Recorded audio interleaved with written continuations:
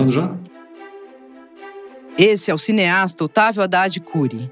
Ele nasceu em São Paulo em 1971, onde vive até hoje.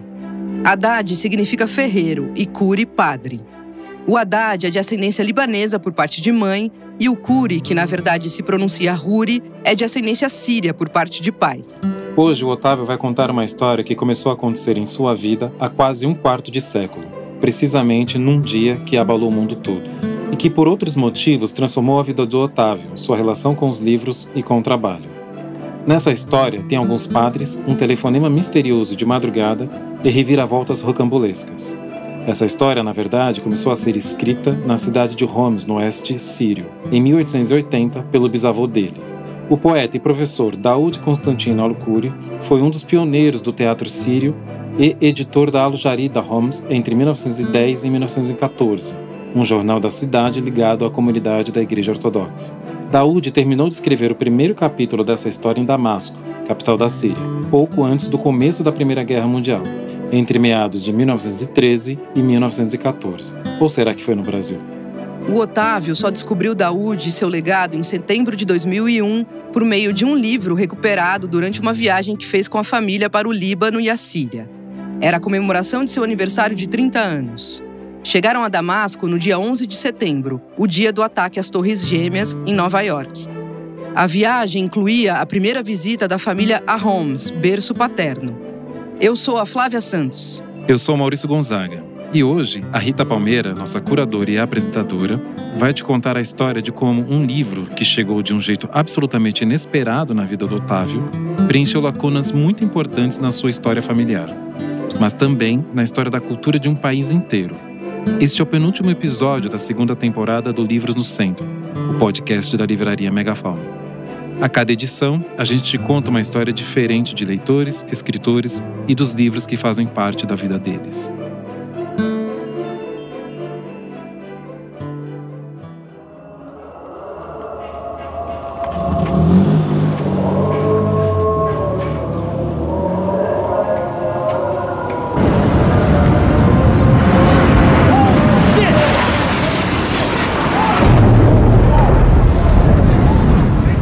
Na manhã do dia 11 de setembro de 2001, 19 jihadistas embarcaram em 4 aviões que partiam dos aeroportos de Boston, Newark e Washington.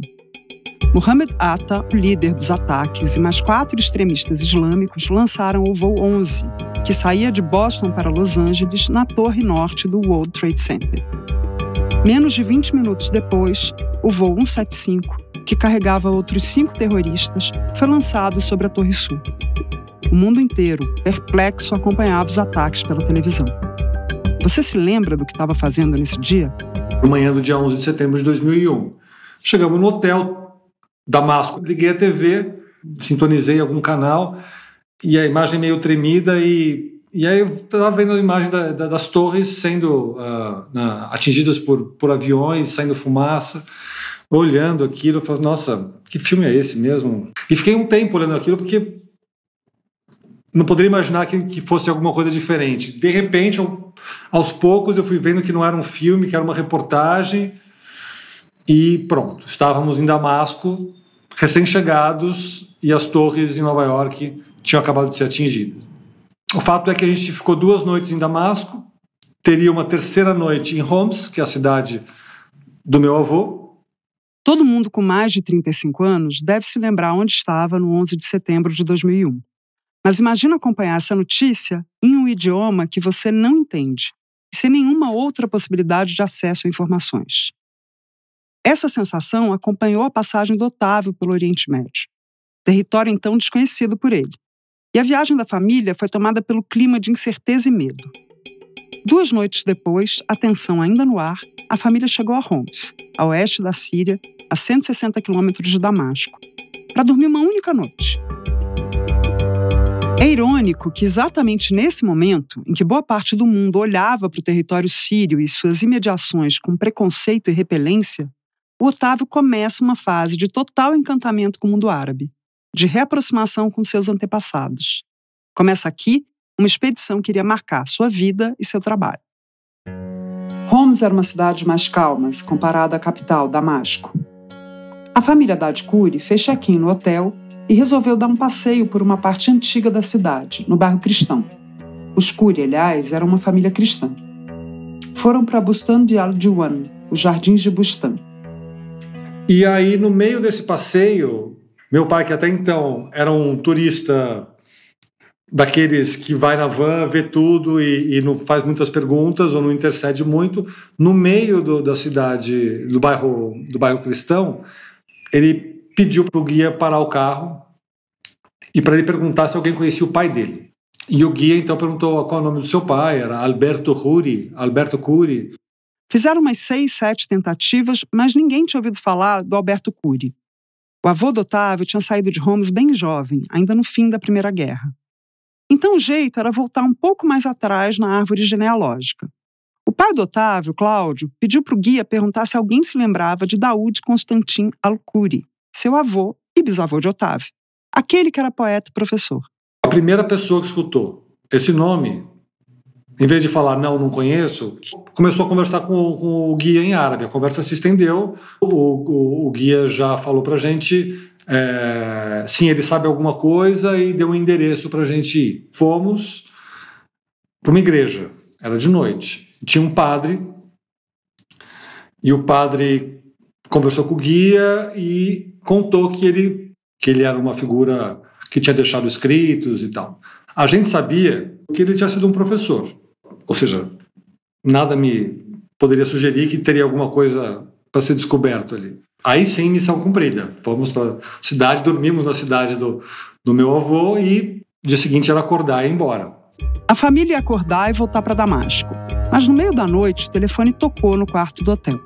Sonolento, Otávio atendeu e ouviu uma voz perguntar com sotaque portenho: Alberto?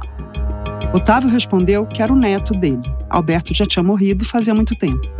A pessoa começou a perguntar pelas avós e pelas tias do Otávio e por seu pai, Cláudio. Disse que o pai de Otávio era seu primo, que precisava vê-los e que na manhã seguinte iria encontrá-los na recepção do hotel em Homs e levá-los a um lugar. A voz se chamava Jorge e provavelmente soube, pelo disse-me-disse do bairro Cristão, que uns Curi do Brasil estavam na cidade. De manhã, Jorge encontrou a família na recepção do hotel. Ele era, de fato, muito parecido com o pai de Otávio. De carro, a família seguiu Jorge para o tal lugar.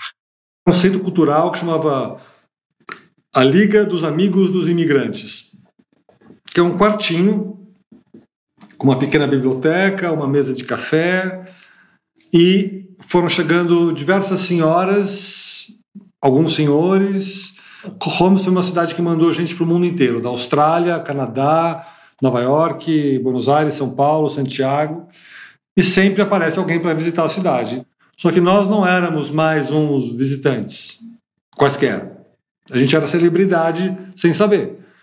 Era um grande evento, os primeiros descendentes do mestre Daoud estavam voltando. E aí ela vai até a biblioteca. A bibliotecária. Tira esse livro da biblioteca e mostra pra gente. Aí eu olho aqui, obras, tem uma contracapa em francês, um livro de 500 páginas, em árabe, mas essa contracapa de francês dizia: obras completas do professor Daoud Constantin Al-Curi, peças de teatro, poesia e crônicas. Por que a contracapa em francês num livro inteiramente escrito em árabe?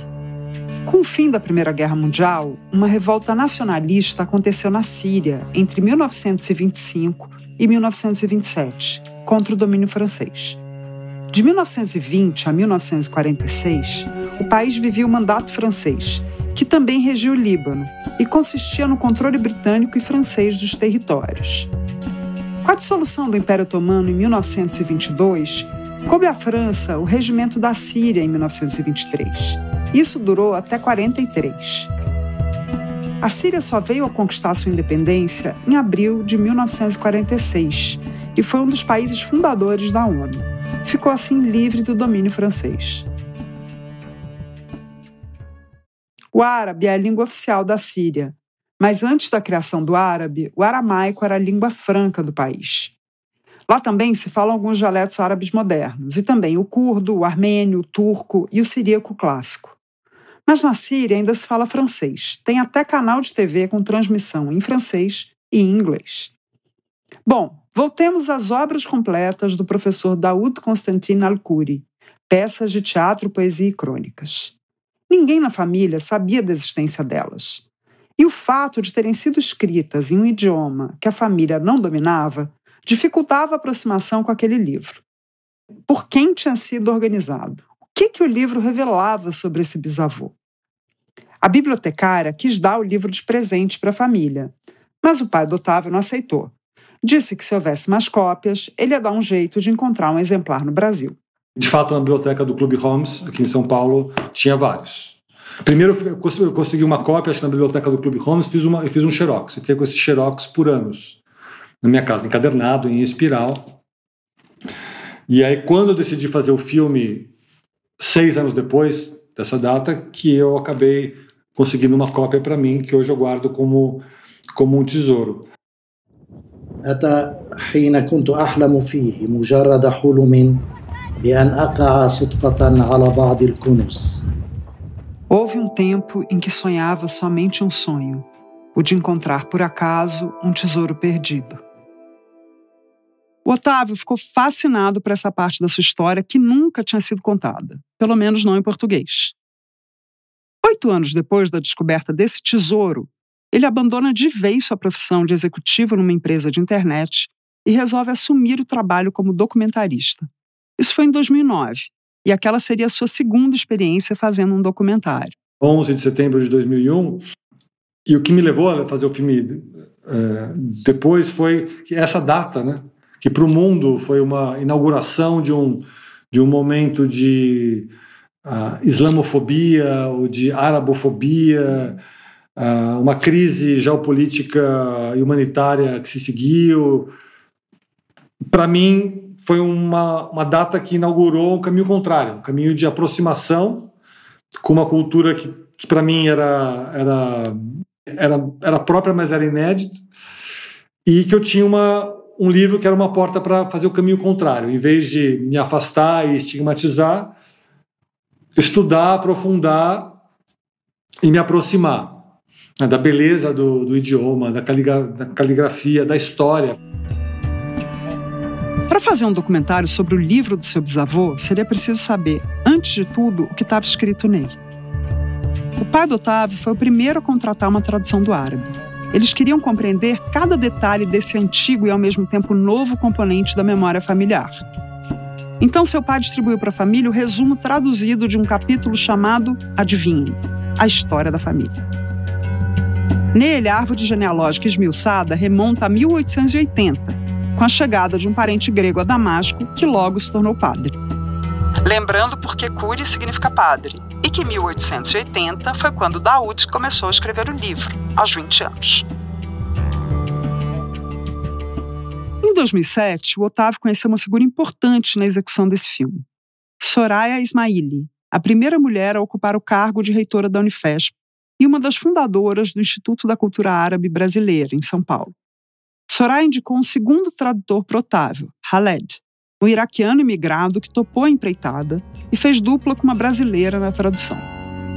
O processo durou quase 2 anos, e os tradutores iam descobrindo novas informações que mostravam a importância do bisavô do Otávio na memória de um país inteiro.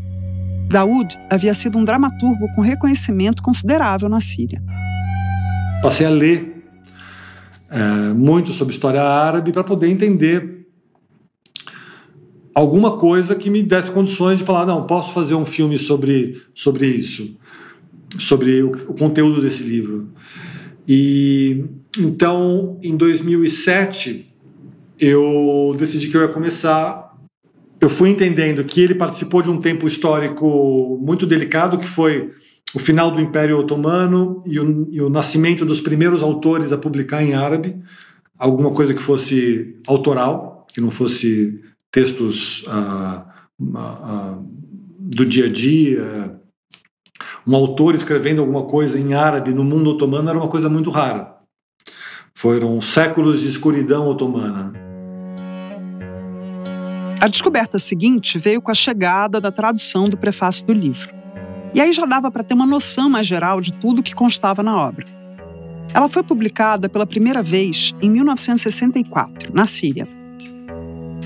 Quem assinava o prefácio era uma pessoa chamada Shaker Mustafa, que logo viria a ser o ministro da Informação. No prefácio, ele também descreve seu périplo, antes de ser ministro da Informação, como editor e pesquisador interessado nos autores da Al-Nahda, a Renascença Árabe. Do final do século XIX até o começo do século XX, essa guinada no pensamento da intelectualidade árabe começou no Egito e se espalhou por diversas regiões dominadas e censuradas pelo Império Otomano, como a Síria e o Líbano. Mustafa havia percorrido bibliotecas do país inteiro para achar textos de nomes como Abu Khalil Kabani, guarda esse nome, e Butrus al-Bustani, entre outros. Mas do professor Daoud, nas primeiras pesquisas, só tinha encontrado os títulos dos seus textos. Até que... يوم ذاك كنت أذيب الساعات بين الرفوف في المكاتب العتيقة بحثا عن قصة صفحة كلمة تمس البحث الذي كنت أبحث. Naquele tempo, eu pesquisava horas em prateleiras de antigas bibliotecas em busca de uma história, página ou palavra que tocasse no assunto que eu estudava. Até que o diplomata Shaker Mustafa se mudou para o Brasil na década de 1960 para ser cônsul sírio em São Paulo. Aqui, ele procurou e encontrou a família de Daoud. As tias-avós do Otávio tinham todos os manuscritos dele guardados como um tesouro. Um material secreto, ao qual o Otávio e as novas gerações da família jamais tiveram acesso.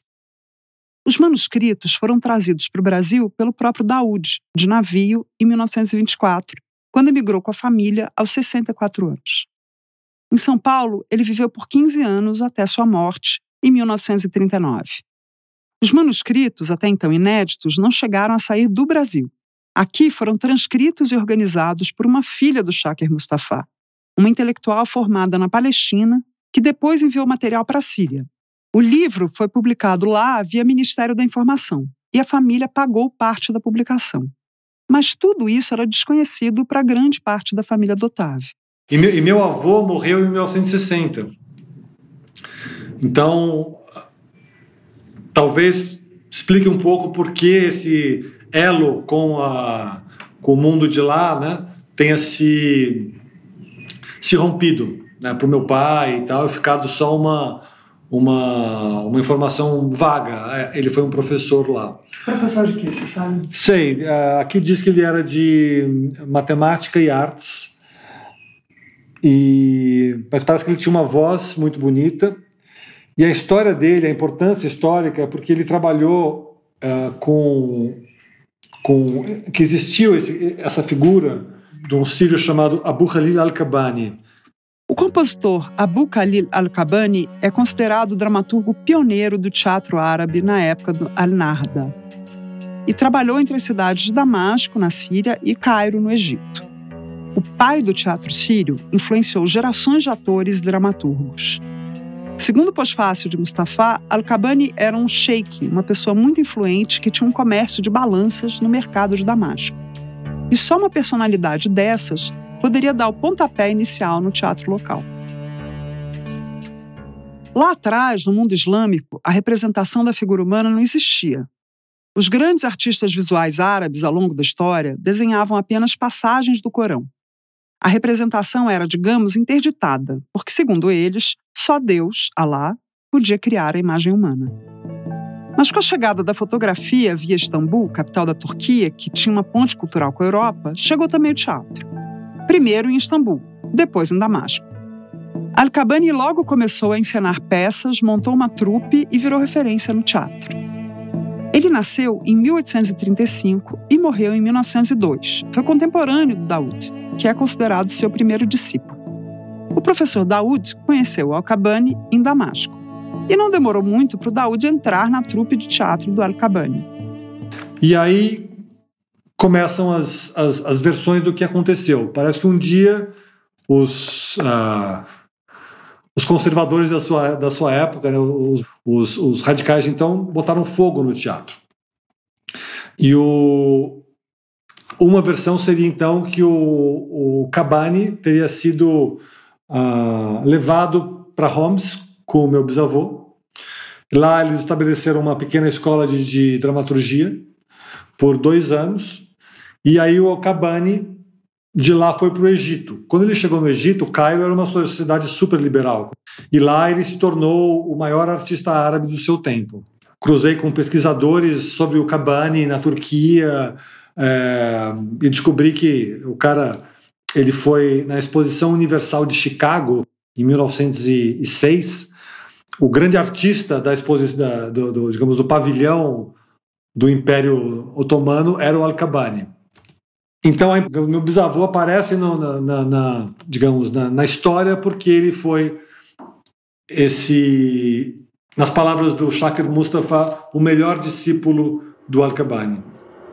من شاء أن يعرف قيمة الكتاب فعليه أن يقرأه بعيني فتى من أواخر القرن الماضي ليس حوله من الثقافة إلا ما في بعض الكتب الصفر ولا من التشخيص إلا كراكوس. Quem quiser conhecer o valor desse livro deve lê-lo com olhos de jovem do final do século passado, sem nada ao redor além de alguns livros amarelados, nada de teatro além das marionetes ou caragóis. Depois desse contato mais profundo que o Otávio teve com a tradução feita em 2007 e de toda a pesquisa transcorrida até então, em 2009 ele embarcou novamente para a Síria. Foi para lá para fazer a pré-produção do documentário sobre a história do livro e do bisavô. Ele foi sozinho. De companheiro, só mesmo o livro do Daoud Constantin Al-Khoury. Ficou ao todo 1 mês. Fez contatos, tentou entender e mapear exatamente o que ia filmar meses depois. Numa dessas buscas, na Universidade de Damasco, a principal da Síria, conheceu uma professora da escola de teatro. Mais tarde, alguns meses depois, ele a reencontraria para filmar uma aula. Otávio registrou a seguinte cena numa apresentação da professora para sua classe. Ela estava dando aula sobre o Al-Qabani, o livro na mão, e dizendo que ela tinha então descoberto um novo documento que preenchia algumas lacunas da história do teatro sírio que não tinham sido respondidas. Da onde que o Al-Qabani tinha alguns textos atribuídos ao Al-Qabani. Com esse livro, ela então entendia que, na verdade, não eram do Al-Qabani, mas eram do meu bisavô, e que alguns textos que ficaram famosos por serem peças do Al-Qabani, como uma Princesa Genevieve, que é uma história que se passa numa corte europeia, uma peça em árabe, naturalmente, mas que eram adaptações de operetas que fizeram sucesso na Europa décadas antes, mas que estava chegando com atraso na Síria, pelas mãos dele. Eu sempre me perguntei como é que o texto da Princesa Genevieve chegou nas mãos do Al-Qabani, se ele vem de um outro lugar. Ele tem uma origem muçulmana, não tem nada a ver com o reino cristão da França. Outra peça famosa escrita por Daoud em árabe é A Órfã Moscovita. Conta a história de uma órfã de Moscou que vai trabalhar como governanta na casa de um nobre francês. E aí se desenrola um drama familiar, algo que mescla o que acontecia na Rússia e na França naquele momento. No mundo árabe daquele período, isto é, entre os países que compõem o Levante, a Síria, o Líbano, a Jordânia, a Palestina e Israel, cada país era influenciado politicamente por uma potência europeia. Isso acontecia muito por meio das igrejas. Em Homs, por exemplo, os maronitas cristãos sírios tinham adoração pela França, mas andavam com os russos descendentes dos czares.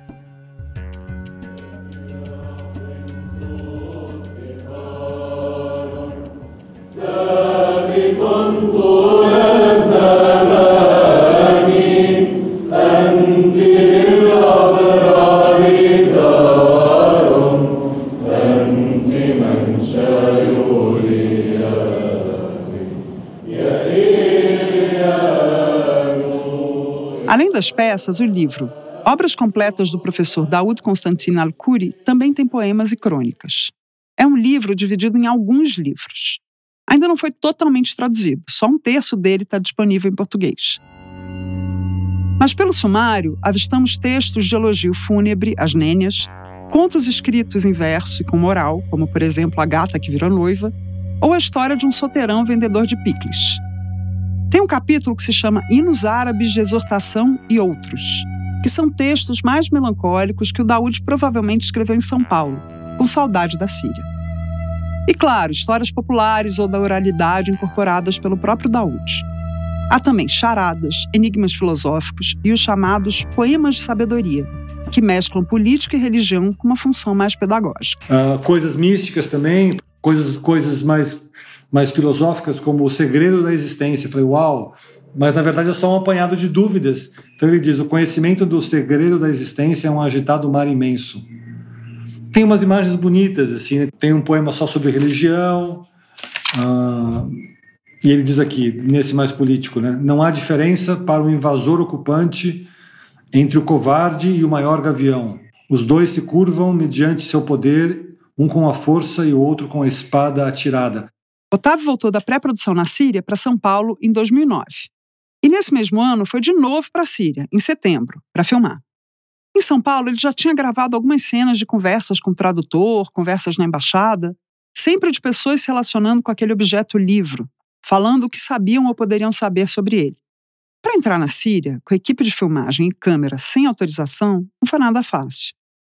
Na Síria, para filmar em qualquer lugar, é preciso ter um documento com data, nome, filmagem marcada para determinado dia, etc.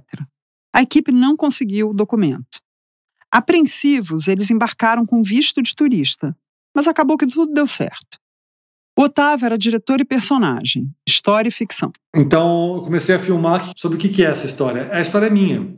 É uma descoberta de uma história que estava esquecida. Por isso que quando eu fui escrever o projeto do filme, eu consegui sintetizar da seguinte maneira. Eu disse que Constantino é a história de um livro esquecido. Então, eu vi uma Síria que, assim, eu não estava com um olhar de...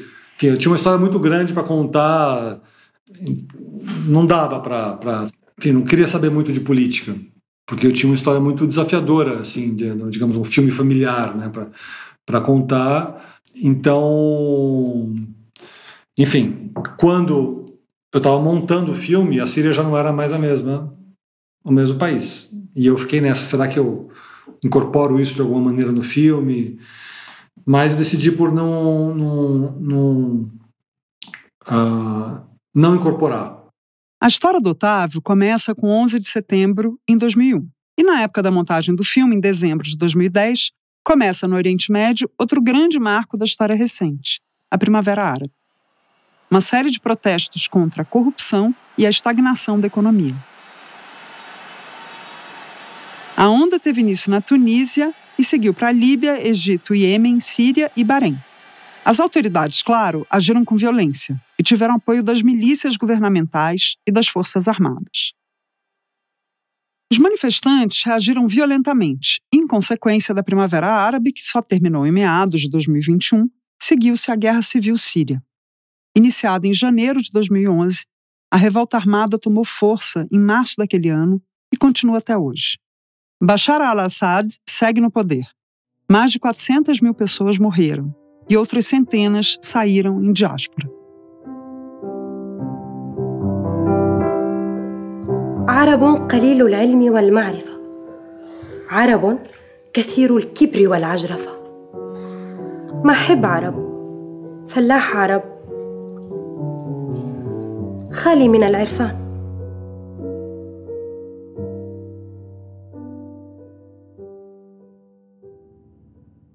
Falar do passado, de um passado tão remoto que eu não tenho acesso, não consigo ler diretamente, é uma ficção, né? Eu invento o que eu quero inventar. Então, é uma narrativa que eu tenho aqui fragmentos de documentos que eu vou construindo alguma narrativa, né?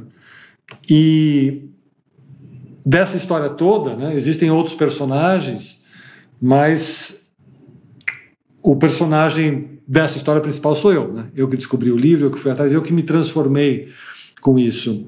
E tenho uma gratidão mesmo pelo acaso de ter estado naquela noite, naquele lugar e atendido aquele telefone. O documentário Constantino está disponível em alguns canais de streaming. Ele foi lançado em 2012 na Mostra de Cinema Árabe, em São Paulo.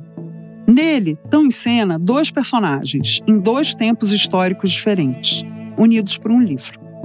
Um é um sírio chamado Shaker Mustafa, que pesquisa pelos manuscritos perdidos de um certo autor da Renascença Árabe. Até que ele encontra esses manuscritos em São Paulo e publica esse livro.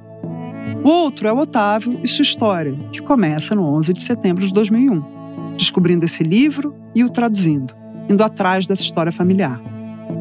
As 2 histórias vão se entrelaçando. Um homem procura manuscritos e um outro procura o significado de um livro que ele encontrou por acaso. Todos os trechos que você ouviu nesse episódio fazem parte do documentário Constantino.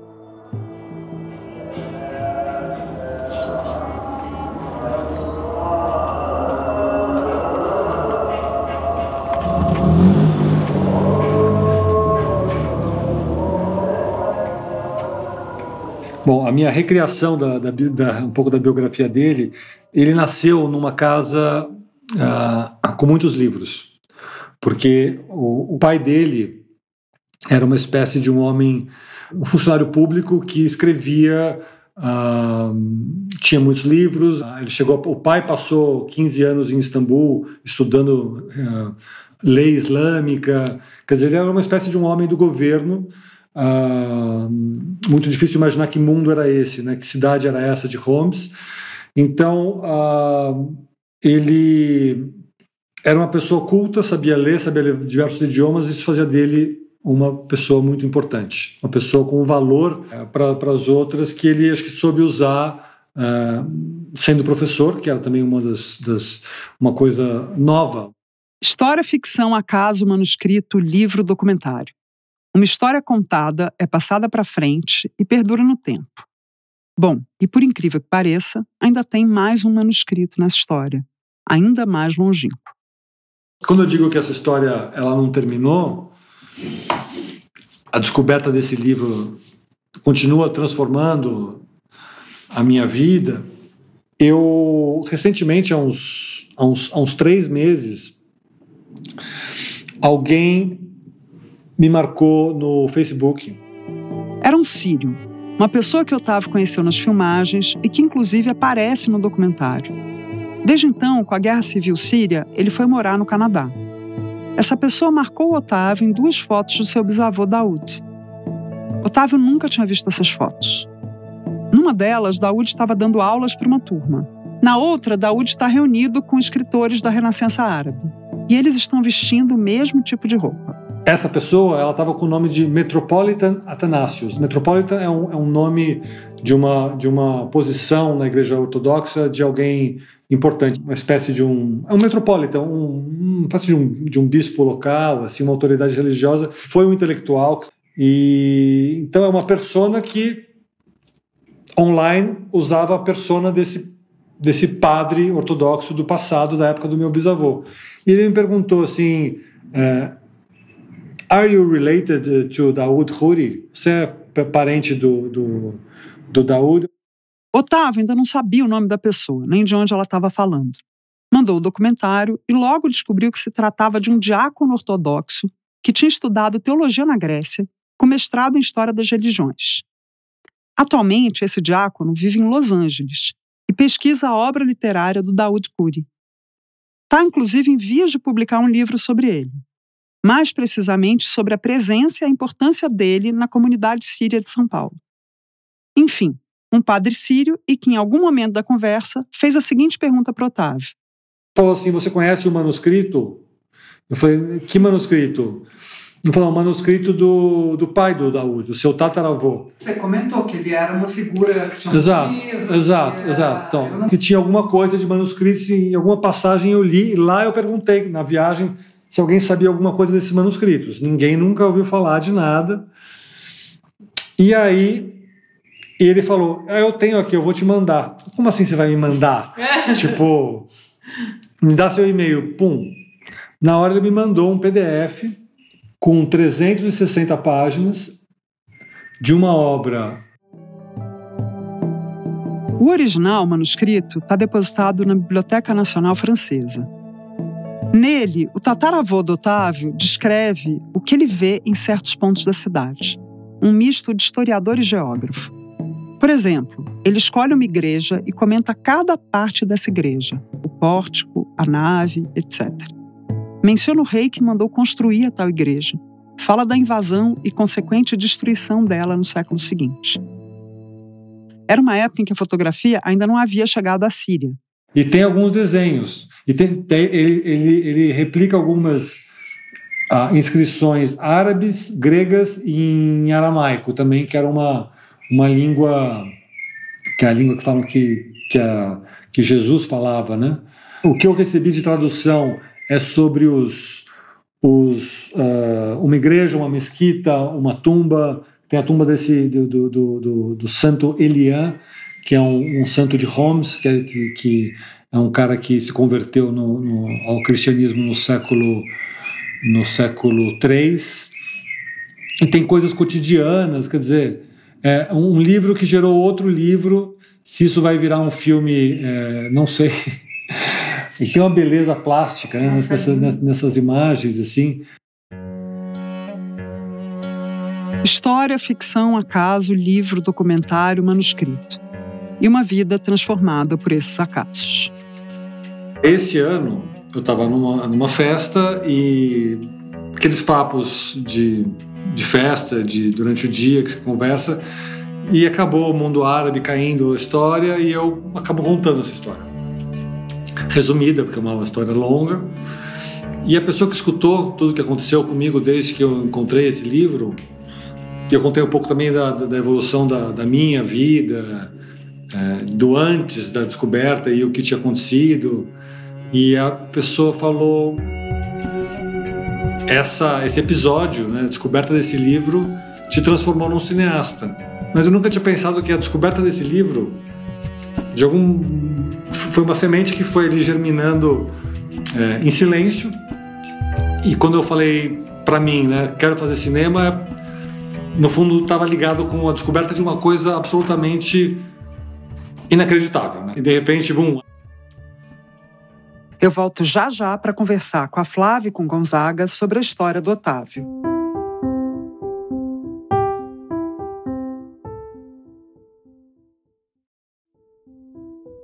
Quando eu cheguei para entrevistar o Otávio aqui em São Paulo, ele estava na porta da casa dele se despedindo da mãe. E a mãe tinha deixado com ele alguns disco, vinil. E aí ele me recebeu e disse: acabei de ganhar essa preciosidade, e mostrou um dos discos.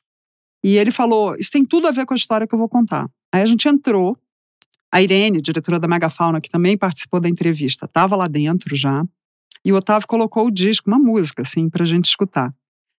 E aí depois, quando a gente sentou, ele foi mostrando documentos, livros, a cópia, enfim, todo o acervo dele em torno da história do bisavô. E a gente ficou umas quase 2 horas lá, e me impressionou um aspecto que é esse aspecto romanesco mesmo da história deles, né? Essa viagem familiar à Síria, em setembro de 2001, e de repente, na última noite, porque alguém perguntou do bisavô, aí ligam pro hotel, e aí depois esse encontro, e esse livro desconhecido, não era que as pessoas não sabiam da existência do livro, a família dele não sabia que o bisavô tinha sido um dramaturgo, tinha sido um escritor. Então tem um componente de mistério, de descoberta da história da família, né, que no fim chega na história do tataravô, que é muito impressionante. E a gente está falando, assim, Homs é uma cidade, sei lá, acho que é a 3ª cidade da Síria, tem menos de 1 milhão de habitantes, mas tem perto disso, assim, né, alguma coisa, sei lá, 700 mil, 800 mil, não é uma cidade minúscula. E esse boca a boca de que tinha esses brasileiros de origem síria que tinham voltado até ali para visitar, tem uma coisa bonita, assim, né? E aí tem um personagem também que eu acho muito impressionante, que é esse ministro da informação, que foi cônsul sírio em São Paulo, Shaker Mustafa, que, quer dizer, esse cara, né, ninguém sabia da existência dele, e era um diplomata misterioso que tinha resolvido reunir a obra desse bisavô que ninguém sabia que era escritor.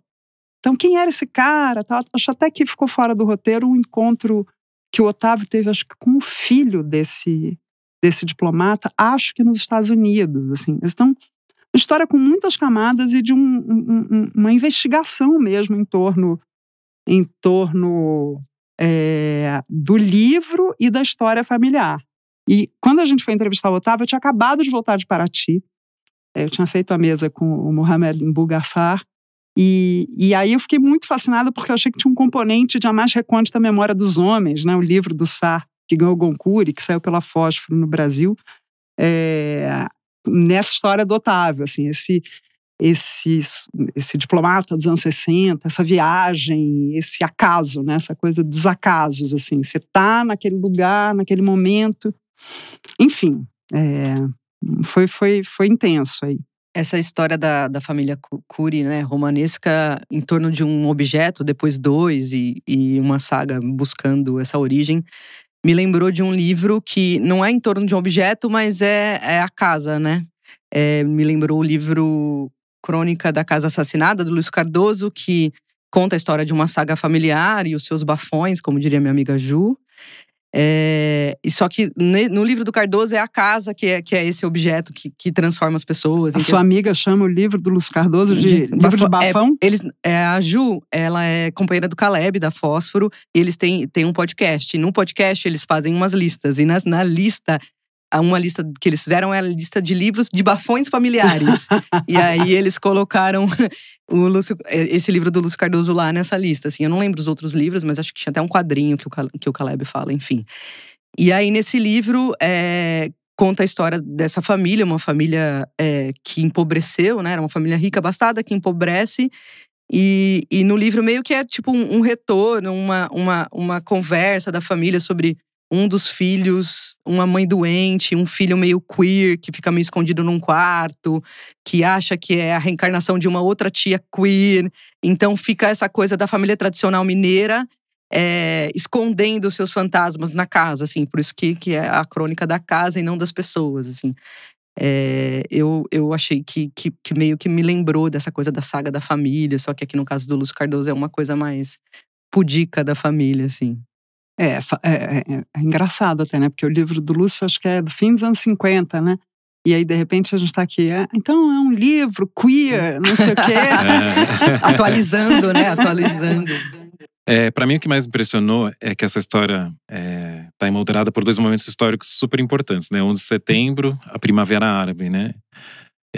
Claro que todo mundo, de alguma forma, é atravessado por marcos históricos, mas as pessoas que vivem isso de forma radicalmente, assim, me fascina, né? Eu acho que mais me impressionou. Todo mundo lembra onde estava com o Tetra, né? Pelo menos quem viveu o Tetra lembra. E você lembra onde você estava no 11 de setembro, que é a outra data que aparece aqui no roteiro e na história dos Cury? Pô, Flávio, o Tetra é um momento feliz. 11 de setembro é uma tragédia. Mas aqui no Brasil a gente esquece as tragédias muito rapidamente. A gente só lembra das festas. Exatamente. Eu tava em casa e, na verdade, eu trabalhava de madrugada nessa época, então eu estava dormindo. Eu lembro que eu acordei, por alguma razão, vi a imagem na TV, achei que era um filme, eu só pensei assim, nossa, o Bruce Willis vai aparecer ali e tal. E aí voltei a dormir só à tarde é que eu consegui ter a dimensão do que estava acontecendo. Assim.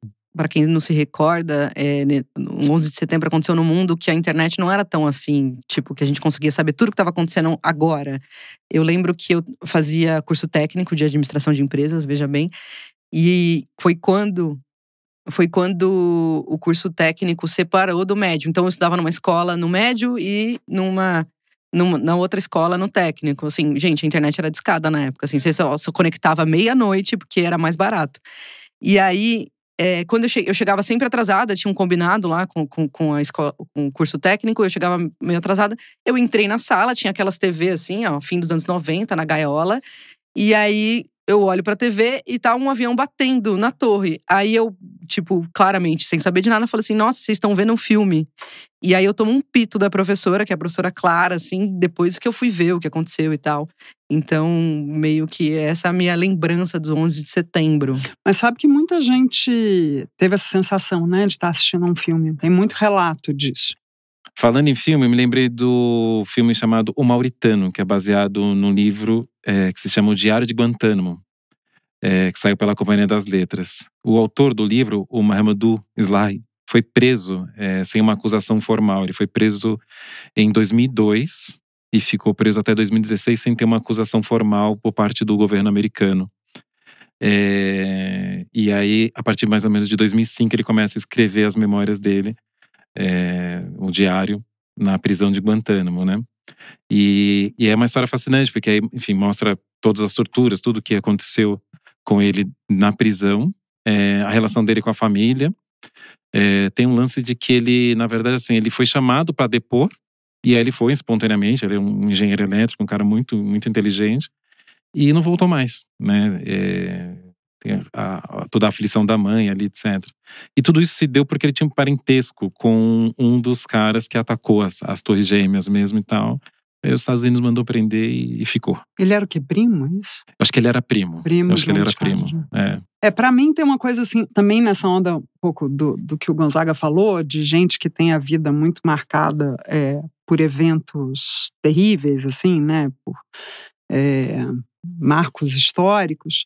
Eu lembrei, tem 2 livros, né? Mas um em especial, eu lembrei do livro da Patrícia Campos Melo, jornalista. Acho que é o primeiro livro dela, que é o Lua de Mel em Kobani, que fala a história de um casal de sírios que, enfim, que vai morar em Kobani, que era uma cidade ocupada pelo Estado Islâmico. E então tem uma história de amor e a guerra síria, né? A guerra civil, tem, enfim, uma situação ali que é uma situação de uma história de amor que acontece com esse pano de fundo.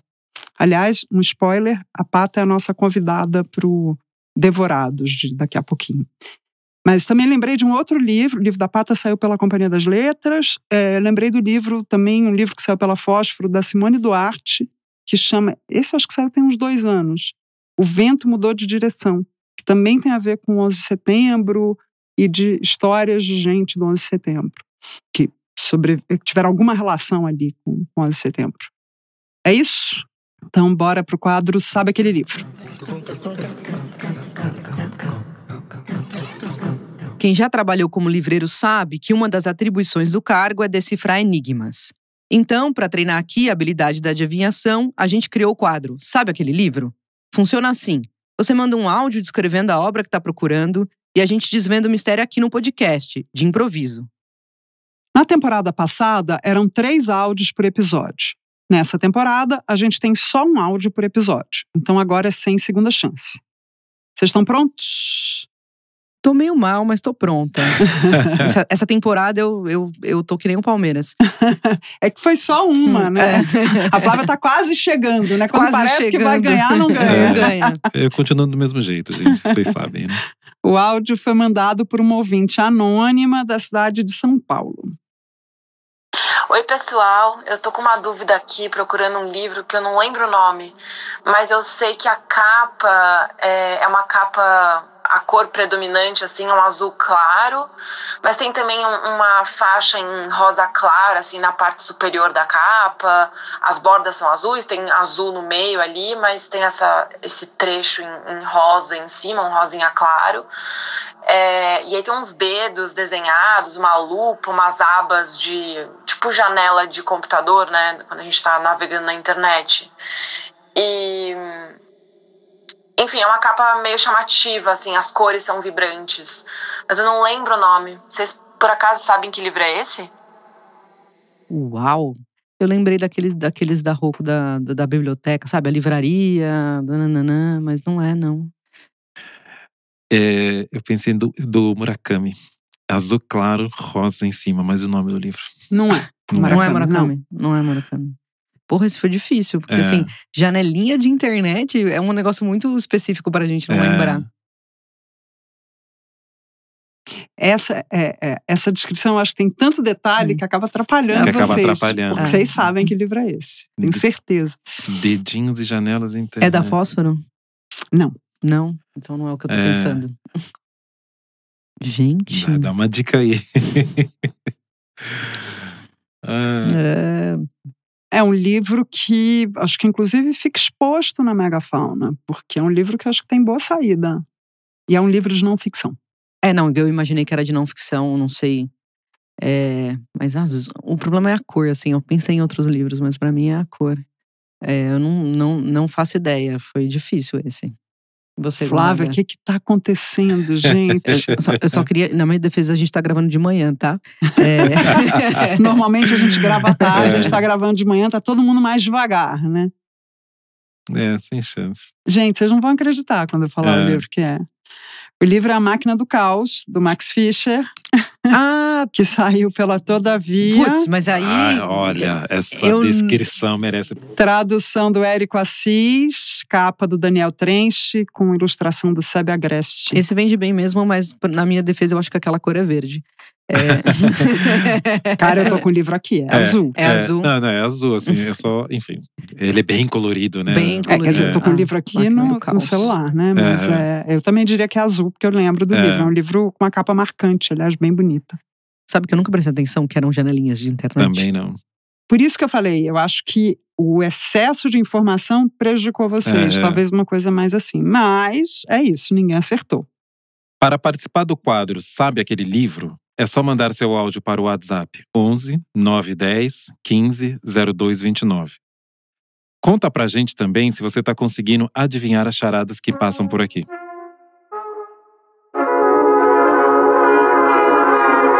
E para terminar essa edição, uma boa recomendação de leitura. Com o quadro Devorados, a gente traz para cá, a cada episódio, um livro que uma pessoa da nossa equipe ou convidado especial devorou e recomenda. Hoje, quem vai sugerir uma leitura para vocês é a jornalista Patrícia Campos Melo, autora de Lua de Mel em Kobane e A Máquina do Ódio, os dois editados pela Companhia das Letras. Bom, eu queria falar de um livro que eu li, é um livro de 2013, eu li acho que em 2015. Eu li no original, não, eu li na tradução em inglês, né, o original em francês, mas ele foi publicado em português, chamado O Harém de Gaddafi.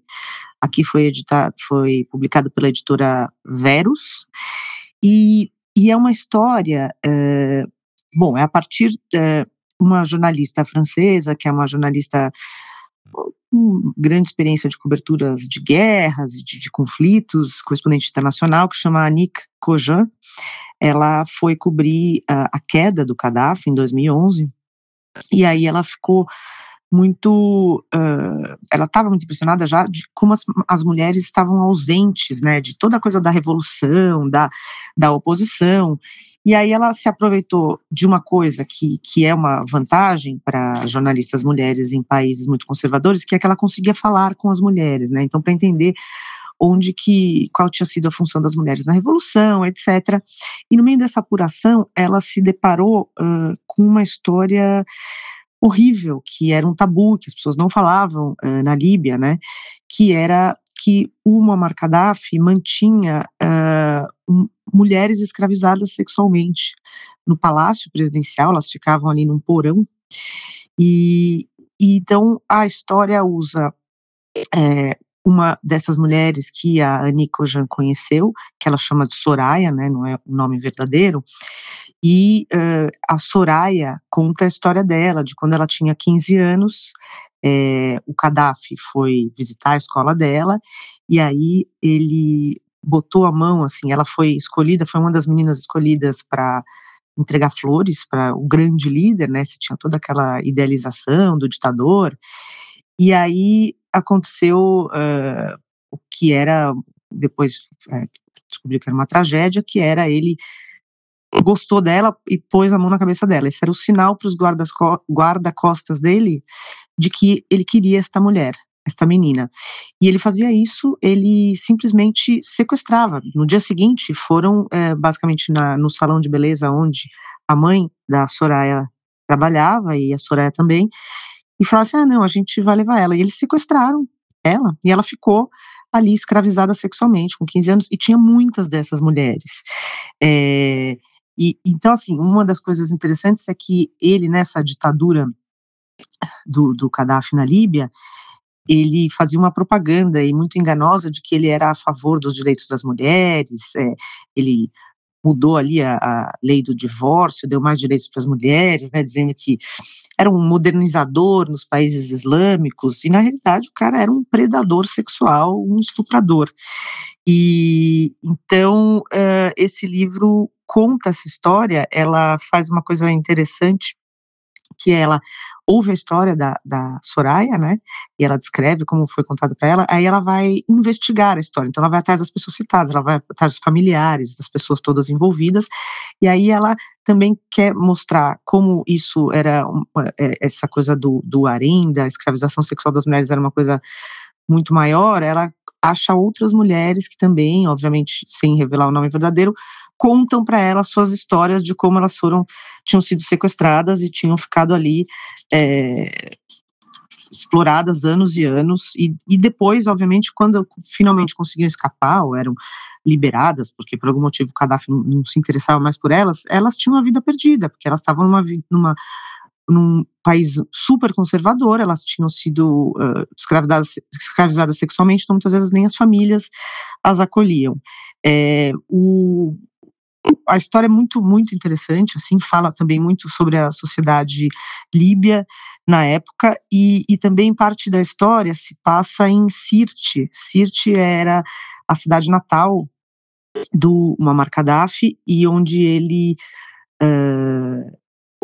a Soraya morava, né, onde ele a encontrou e mandou sequestrá-la. E eu fui para Sirte também em 2015, ou seja, já eram 2016, 5 anos depois da queda do Gaddafi, e nessa cidade eu fui fazer uma reportagem sobre refugiados da África subsaariana que estavam tentando cruzar para a Europa e iam via Líbia.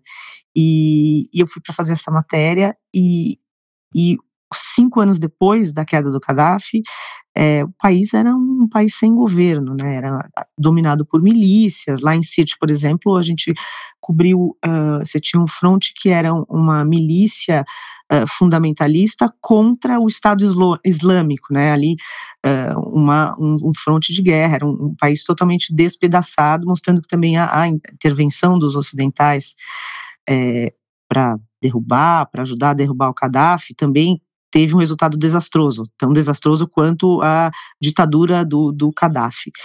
E é isso. Eu recomendo, é um livro muito, muito interessante. Eu fiquei sabendo desse livro porque uma vez ela veio para cá, a convite da Aliança Francesa, que na época tinha o Renato Giannini como, acho que era presidente, para falar, e aí me chamaram para entrevistá-la, e aí por isso eu li o livro, e fiquei muito impressionada, fiquei encantada com a história da Soraya e com o trabalho da Annie Kojan. O Livros no Centro fica por aqui. Lembrou de alguma história legal sobre livros que possa render um bom episódio? Você pode mandar sugestões pelo @livrariamegafauna no Instagram ou por e-mail podcast@livrariamegafauna.com.br. A gente queria agradecer o Otávio Cury e a Patrícia Campos Melo. O podcast Livros no Centro é realizado pela Livraria Megafauna. Eu sou a Irene de Holanda, diretora da Megafauna, e dirijo Livros no Centro junto com a Fernanda Diamante. A criação do projeto e a edição de roteiros são da Laura Capellucinic. O roteiro é da Bruna Beber. A Rita Palmeira, curadora da livraria, cuida da pesquisa e também colabora com a edição dos roteiros. Ela apresenta o Livros no Centro junto com a Flávia Santos, livreira e coordenadora da loja. O Maurício Gonzaga e o Melvin Brito, livreiros da Megafauna, se revezam na conversa do segundo bloco do podcast. Eles e a Flávia Santos colaboram com a Rita Palmeira na curadoria dos livros citados nos episódios. A Nina Knudson, coordenadora de eventos da Megafauna, lê os trechos de livros citados. A trilha sonora original é do João Camareiro. O desenho de som, a montagem e a finalização são do Vitor Oliveira. E as músicas complementares são do Vitor Oliveira e do Blue Dot. Quem faz a direção de locução é a Mica Lins. A pesquisa para o podcast é da Sheila Miranda. A Fernanda Fischer é responsável pela identidade visual. A ilustração é da Veridiane Scarpelli. A Leana Ferreira e a Manuela Stelzer fazem a comunicação do projeto. E o André Stefanini faz a diagramação. O Ricardo Terto cuida da distribuição em todas as plataformas. A transcrição de áudio desse episódio foi feita pelo Bruno Santos, e quem faz a checagem é a Karime Elmor. Esse episódio do Livros no Centro foi gravado no estúdio Baticumo. Os livros que citamos estão na descrição do episódio. Os que estão em catálogo você encontra na Megafauna e no site da livraria. Defenda o livro, frequente livrarias independentes. Dessa forma, você descobre boas leituras e ainda fortalece a bibliodiversidade. Ficamos por aqui e te esperamos no próximo episódio.